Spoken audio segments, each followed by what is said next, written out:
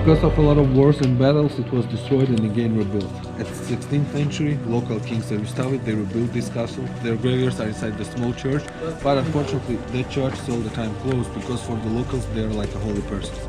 That's why it's not allowed for everyone to go inside. There is a special days when monks are coming down from the mountains, they are opening the church, and then we are allowed to go inside.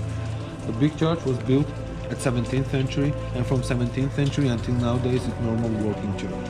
When you will go inside the church, you will see the small amount of frescoes, paints on the walls, which is left from 17th century.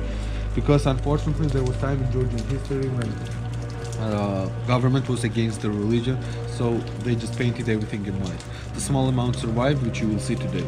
On the back here you can see this tower. It's a normal mountain tower. In every mountain region of Georgia you will see the similar ones.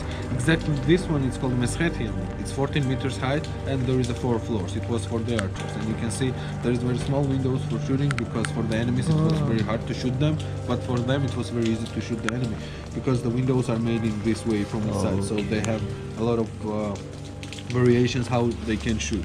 There is a region Svanetia, maybe you've heard about that place. It's the northwest side of Georgia, and in that region every family in their own yard has towers like this.